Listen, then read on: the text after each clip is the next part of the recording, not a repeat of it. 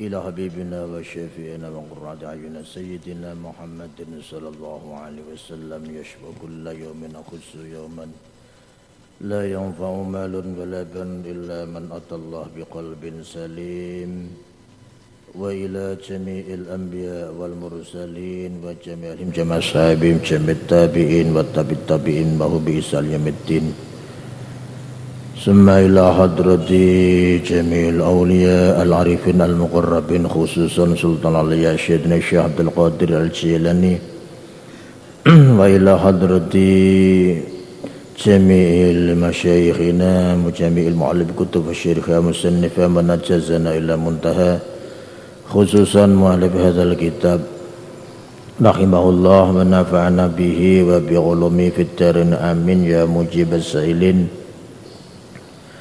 Syai'un lillahi lahumul fatihah. A'udzu billahi minasyaitonir rajim. Bismillahirrahmanirrahim. Alhamdulillahi rabbil alamin arrahmanir rahim maliki yaumiddin iyyaka na'budu wa iyyaka nasta'in.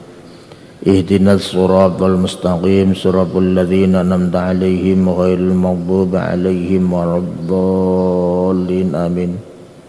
Rabbi fili wal jami'il muslimin. Amin. Bismillahirrahmanirrahim. Qala al-muallif rahimallahu wa nafa'ana bihi wa bi'ulumihi fid darin amin ya mujibas sailin. Wa alla ya'mala lan yenta ora ngelakoni ora amal sapa wong fil masjid ing dalem masjid bi amalid dunya kelawan amal dunya kaya bi'a kaya ento adol dodolan sapa man aw yashtariya utawa tuku sapa man wa yusannu lan den sunatake apa ayakula yen to ngucap sapa man inda ru'yati dzalika nalikane ningali mengkono-mengkono ayabi aw yashtariya ngucap la arbakhallah ing lafat la arbaha. La arbaha muga-muga ora paring bati sinten Allah Gusti Allah tijarotaka ing dagangan sira. Termasuk adab tiang masuk tenggone masjid berada di dalam masjid niku alla ya'mala fil masjid bi amalid dunya. Tidak melakukan sesuatu amal yang bersifat duniawi seperti jual beli ya, transaksi atau apa saja. Ini mboten angsal teng masjid. Jual beli atau sewa menyewa atau transaksi apa saja jangan dilakukan di masjid. Jika kita mengetahui ada orang jualan di masjid, orang melakukan jual beli di masjid, maka kita disunahkan untuk berdoa la arbahallahu alaika, semoga Allah tidak memberikan keuntungan kepada dirimu. Ini doa ketika kita melihat ada orang jual beli di dalam masjid. Jadi kita doakan mudah-mudahan jual belinya tidak mendapatkan keuntungan. Karena apa? Karena masjid itu bukan pasar. Masjid itu adalah tempat ibadah. Masjid itu dibangun tujuan utamanya adalah untuk sholat. Jadi sangat amat tidak tepat, sangat tidak layak kalau masjid digunakan untuk bisnis, untuk transaksi dan macam sebagainya. Makanya sampai disunahkan kita mendoakan mudah-mudahan orang yang transaksi di masjid itu tidak diberi keuntungan oleh Allah Subhanahu wa taala. Jadi ada hal-hal yang penting yang perlu kita perhatikan ketika kita berada di masjid. Karena masjid itu adalah tempat ibadah, tentunya selama di dalam masjid itu kita melaksanakan ibadah apa saja, sholat atau baca Quran atau zikir atau mendengarkan pengajian, ini bagian dari ibadah.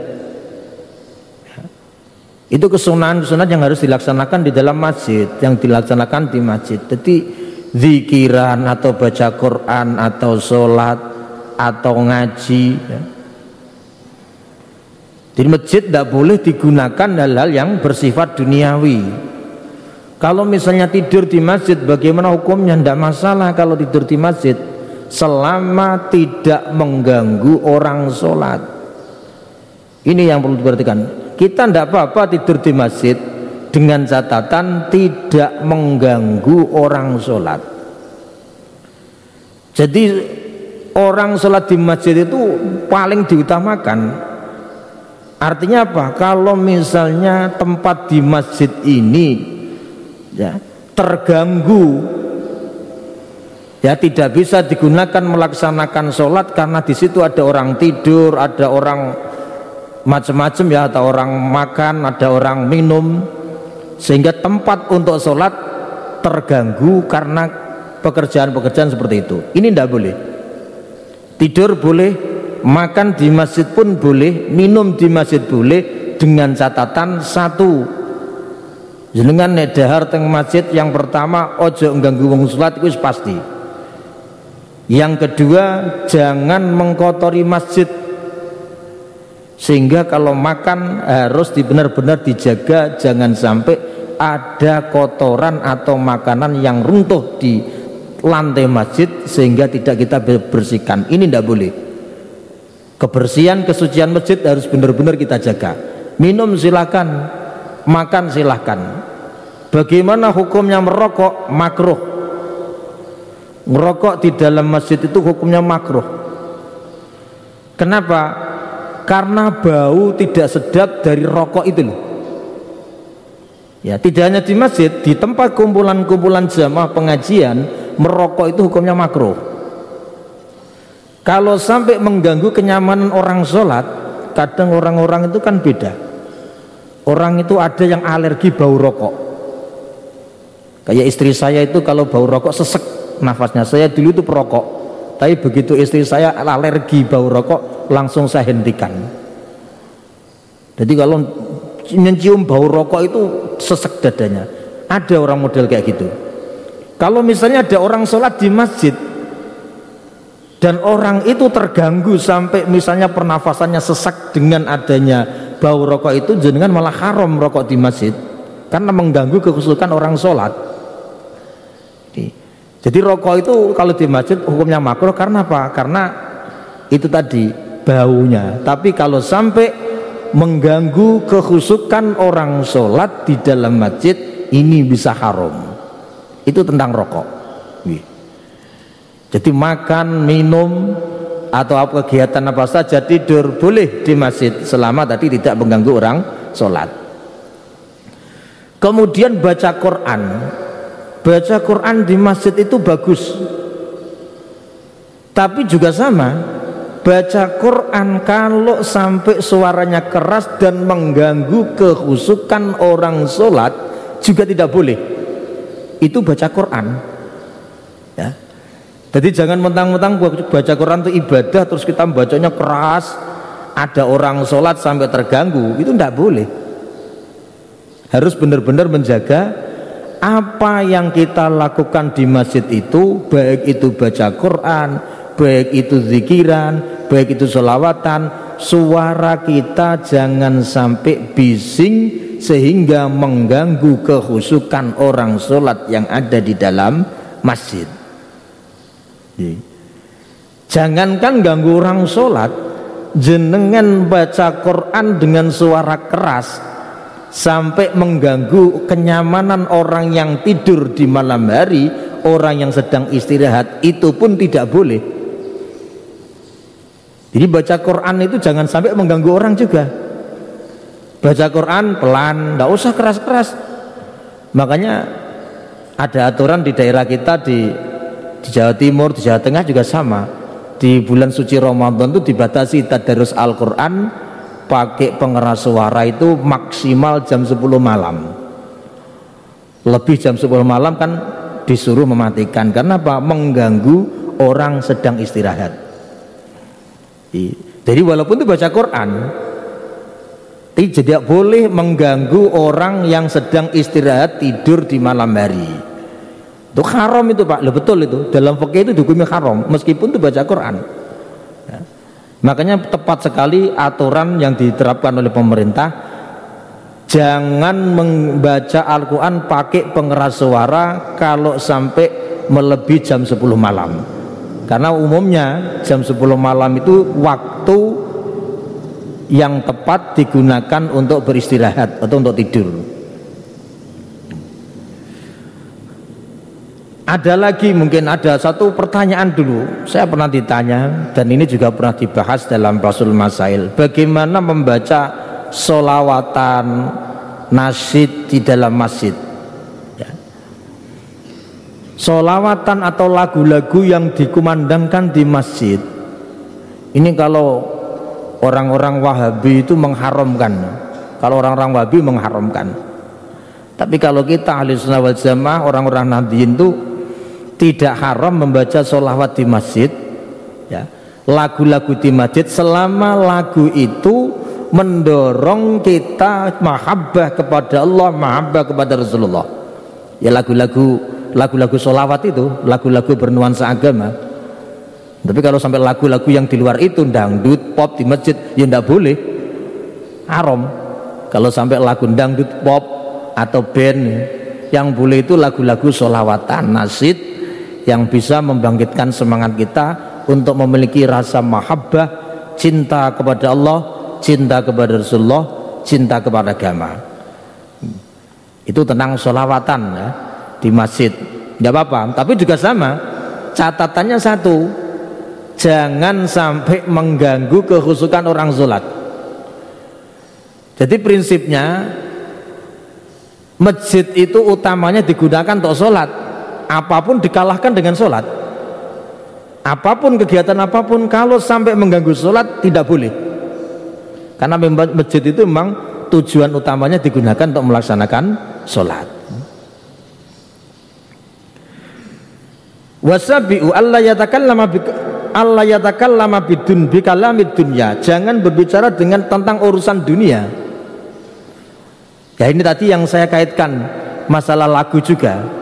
Lagu itu kalau lagu duniawi tidak ada isinya tidak mendorong semangat kita untuk melaksanakan ibadah, cinta kepada Rasulullah, tidak boleh. Karena ini kalamid dunya. Lagu dangdut itu kalamid dunya ya. Termasuk pembicaraan permasalahan dunia.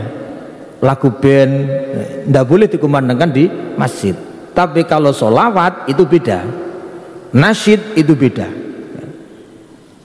Ni wa alla yatakallama bi kalamid dunya wa alla yakhruja hatta yusolliya rak'ataini.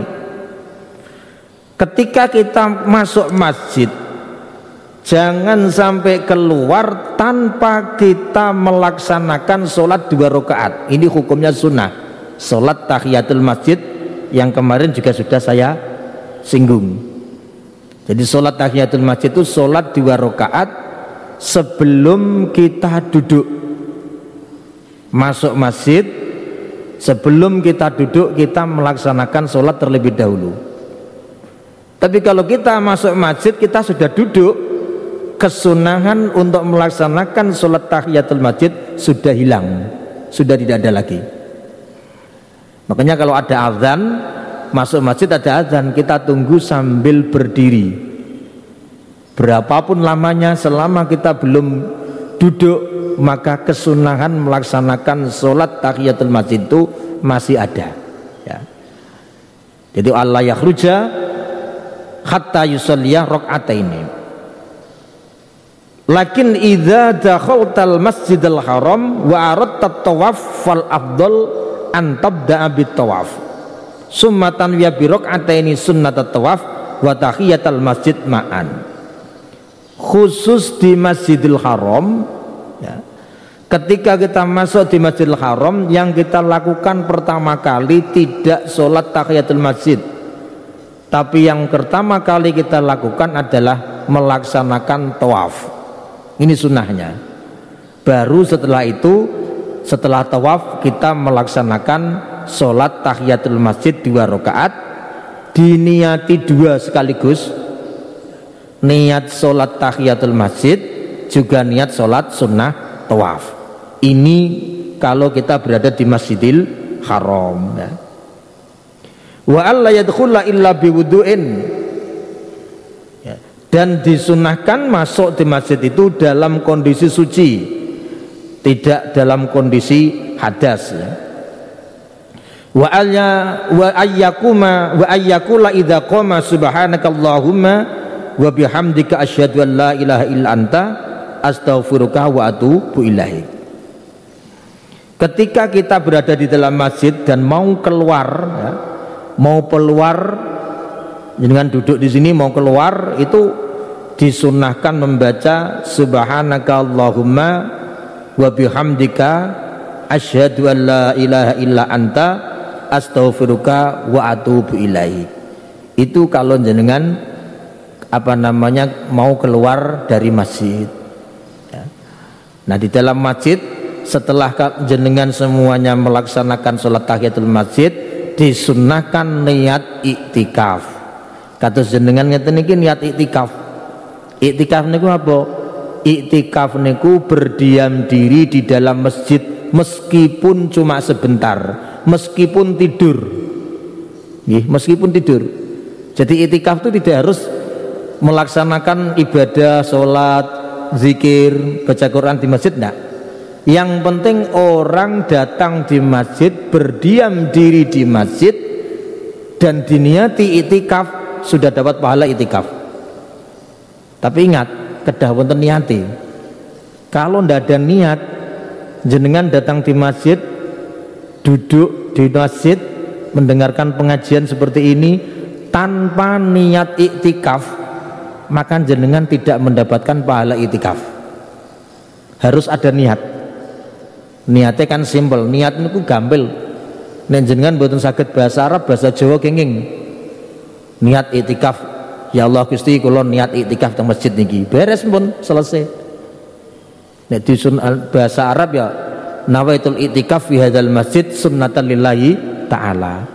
Saya niat iktikaf di masjid ini sunnah untuk melaksanakan sunnahnya Allah gitu. Itu kalau bahasa Arab. Kalau tidak bisa bahasa Arab cukup bahasa Jawa.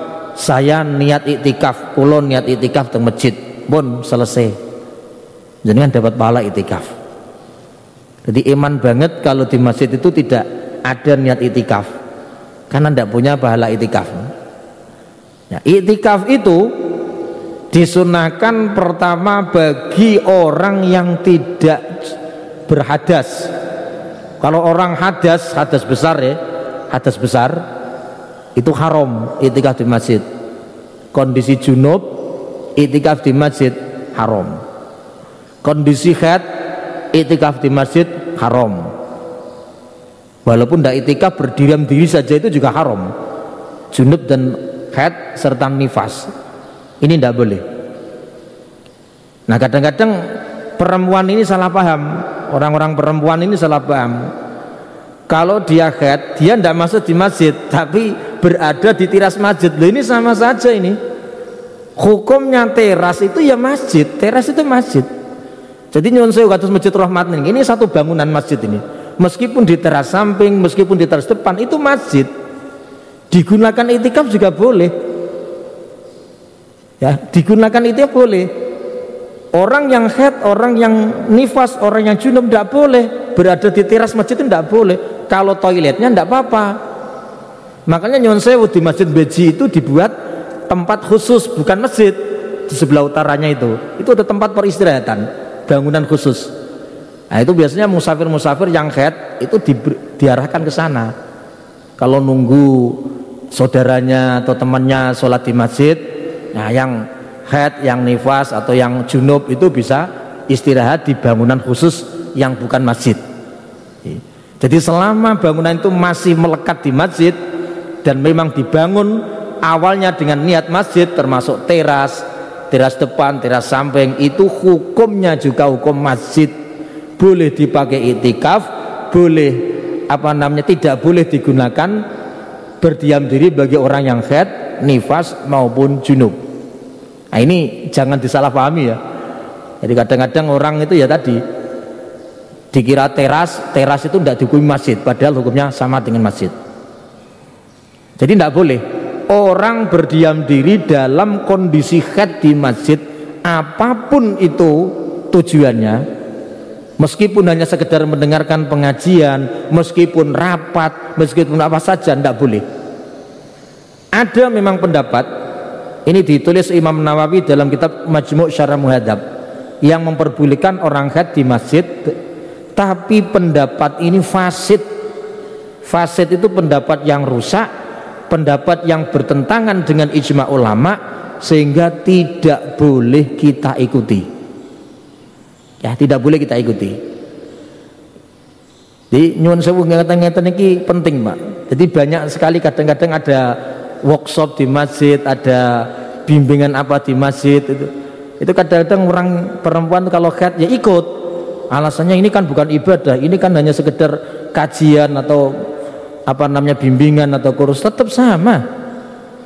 Pokoknya berdiam diri di masjid bagi orang haid itu tidak boleh. Meskipun dia tidak mengkotori masjid. Ya. Beda dengan lewat saja di masjid. Masuk masjid lewat karena tidak ada jalan, seret lini, di sini kan tidak ada jalan misalnya, lewat tok.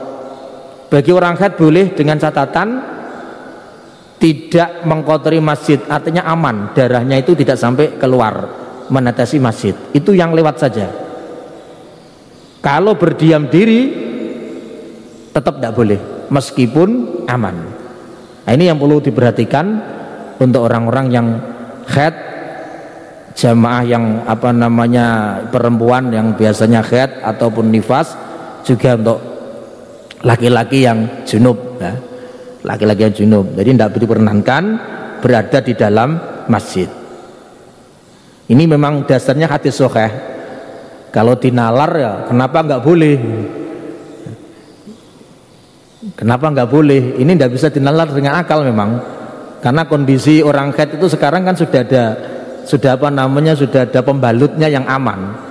Tapi ukurannya, alasan tidak diperkenannya bukan itu, tapi memang Rasulullah sudah melarang istri-istrinya waktu itu, Dewi Aisyah, untuk tidak masuk dalam masjid ketika mereka dalam kondisi haid. Ini dasarnya hadis sahih dan dijadikan pegangan ulama untuk menetapkan sebuah hukum. Jadi tidak usah dibantah ini, tidak perlu dibantah.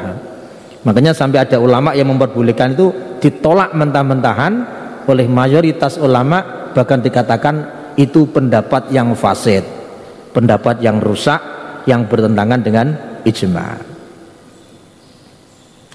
Wal maqalatul hadiyah wal isruna. Kemudian yang 11 ya, bagi orang yang berada di dalam masjid ya, itu yusannu ayadzukurallah, disunnahkan untuk berzikir kepada Allah. Tadi sudah saya terangkan bahwa di dalam masjid itu jenengan nat iktikaf, meskipun diam, meskipun ngantuk, meskipun tidur, tetap dapat pahala iktikaf. Tetapi alangkah baiknya, alangkah hebatnya kalau jenengan dapat dua pahala sekaligus, pahala iktikaf juga pahala zikir, terutama pada 10 hari terakhir di bulan suci Ramadan ini. Ini sangat-sangat disunahkan melaksanakan iktikaf serta zikir di dalam masjid. Rasulullah itu kalau malam-malam terakhir di bulan suci Ramadan ini, Ashrul Awakhir, 10 hari terakhir di bulan Ramadan, itu waktunya hampir full di masjid, iktikaf di masjid. Ya, dihabiskan untuk melaksanakan zikir dan ibadah di masjid. Itu Rasulullah dulu seperti itu, terutama pada malam harinya itu. Jadi dihidupkan dengan baca Quran, tadarus Quran, dengan catatan tadi ya, jangan mengganggu istirahatnya orang, jangan mengganggu tidur orang. Baca Quran pelan-pelan saja, tidak usah keras-keras. Di masjid di malam-malam terakhir bulan suci Ramadan itu sangat bagus ya, dan sangat dianjurkan oleh Rasulullah SAW. Dulu Rasulullah kalau Ashrul Awakhir itu langsung seluruh keluarganya dibangunkan semua untuk melaksanakan sholat tahajud di malam-malam terakhir bulan suci Ramadan, ngadang Lailatul Qadar. Kita tidak tahu Lailatul Qadar itu kapan, tidak ada yang tahu. Rasulullah ketika ditanya kapan Lailatul Qadar, jawab beliau, di malam-malam ganjil pada malam 10 hari terakhir bulan suci Ramadan, mulai malam 21, 23, 25, 27, 29. Itu kita upayakan untuk menghidupkan malam tersebut dengan ibadah. Meskipun kita tidak bisa melihat Lailatul Qadar, karena yang mampu melihat Lailatul Qadar itu orang-orang tertentu, orang khusus, bukan sembarangan orang. Orang yang hatinya benar-benar suci, orang yang benar dekat dengan Allah itu bisa melihat Lailatul Qadar. Kalau misalnya kita diberi karunia oleh Allah, anugerah oleh Allah bisa melihat Lailatul Qadar, maka itu luar biasa, dan disunahkan kita itu tidak membicarakan kepada orang lain. Cukup itu dirahasiakan untuk diri kita. Ojo diomong-omong wong, itu karomah dari Allah.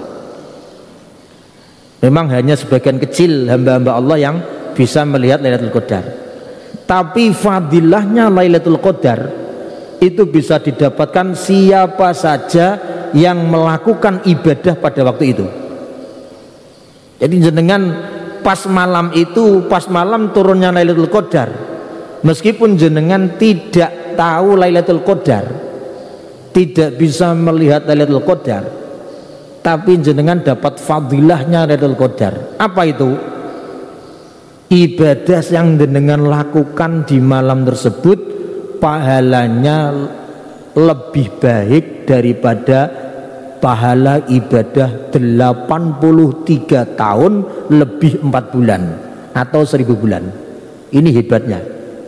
Jenengan sholat 1 rakaat yang bertepatan pada malam Lailatul Qadar, maka pahala sholat itu lebih banyak daripada pahala sholat yang jenengan lakukan selama 83 tahun lebih 4 bulan. Ini luar biasanya Lailatul Qadar. Jadi khairum min alfi syahrin itu ya oleh ulama ditafsiri ibadah yang dilakukan pada waktu itu, apapun itu bentuk ibadahnya, maka pahalanya lebih banyak dari ibadah selama 1000 bulan. Makanya iman banget kalau waktu-waktu yang masih tersisa di bulan suci Ramadan ini kita tidak tahu Lailatul Qadar kapan, apakah malam 21, malam 23. Mari kita hidupkan 10 hari terakhir ini, kita jaring Lailatul Qadar, kita peroleh fadilah keutamaan Lailatul Qadar. Ya, kita belum tentu bisa melaksanakan ibadah 83 tahun, belum tentu. Orang usia 70 tahun rasa sudah lepok, 80 tahun apalagi.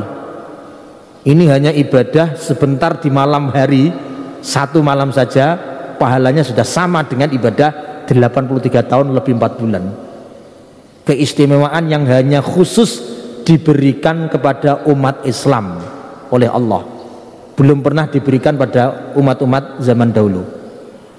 Nah, khususnya nanti pada malam-malam terakhir ini kita pergiat, kita perbanyak melaksanakan iktikaf. Jenengan sholat taraweh, ya, yang penting sholat 5 waktu ini berjamaah. Usahakan mulai malamnya itu sholat maghrib di masjid, jamaah maghrib di masjid, jamaah isya di masjid, sholat taraweh sambil niat iktikaf. Nanti kalau sulusul akhir waktu sahur, habis sahur jenengan datang di masjid, sholat tahajud, niat iktikaf di masjid. Ya, sisa-sisa waktu yang masih ada di bulan suci Ramadan ini, siapa tahu kita bisa mendapatkan fadilahnya Lailatul Qadar. Dan pasti kalau memang 10 hari terakhir ini kita lakukan ibadah terus, pasti kita dapat fadilah Lailatul Qadar. Karena tadi Lailatul Qadar kata Rasulullah malam 21 atau malam 23 atau malam 25 atau malam 27 atau malam 29. Tapi kita ibadah jangan hanya pada malam-malam itu saja ya. Pokoknya kita full, baik itu malam 21, malam 22, malam 24, malam 26, tetap kita melaksanakan ibadah, utamanya kita laksanakan iktikaf di masjid. Ya, mudah-mudahan Allah senantiasa memberikan kesehatan kepada kita semua, sehingga di sisa-sisa terakhir, hari-hari terakhir di bulan suci Ramadan ini benar-benar kita lebih intens melaksanakan ibadah. Nyuwun sewu, biasanya hari-hari terakhir ngeten godaannya banyak. Sing mikir persiapan lebaran macam-macam, itu kesibukan menghadapi lebaran itu memalingkan kita dari peningkatan ibadah untuk menggapai fadilahnya Lailatul Qadar. Memang itu cobaan. Saya pernah baca kitab seperti itu, Mang. Cobaannya wong itu kalau imannya ndak kuat, ya, kekuatan imannya ndak kuat, itu dicoba di malam-malam hari terakhir bulan suci Ramadan itu mau melaksanakan ibadah itu berat. Pikiran kita sudah terkonsentrasi persiapan lebaran macam-macam. Akhirnya tarawih pun tidak sesemangat seperti di awal. Tadarus Quran pun tidak semangat seperti di awal. Padahal mestinya kita harus sebaliknya. Di akhir-akhir bulan Ramadan ini harus lebih semangat. Kalau satu hari sebelumnya tadarus kita hanya 1 juz, misalnya di 10 hari terakhir bulan Ramadan kita naikkan 2 juz. Pokoknya kita tingkatkan. Kita tingkatkan. Insya Allah kalau ukurannya 10 hari terakhir Ramadan ini, karena ini masa-masa itkun minanar, di mana Allah memerdekakan hambanya dari api neraka adalah 10 hari terakhir di bulan suci Ramadan. Penentuan nasib kita. Kalau kita benar-benar bisa semangat di 10 hari terakhir bulan Ramadan, berarti insya Allah kita bisa husnul khotimah, ya.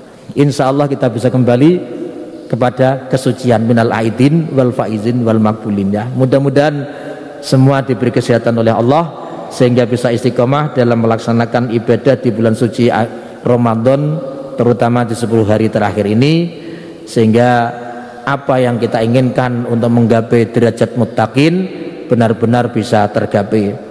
Demikian yang bisa saya sampaikan, mudah-mudahan bisa memberikan pencerahan dan manfaatnya. Wallahul muwaffiq ila aqwamit thoriq. Wassalamualaikum warahmatullahi wabarakatuh. Oh, wonten tanya nggih.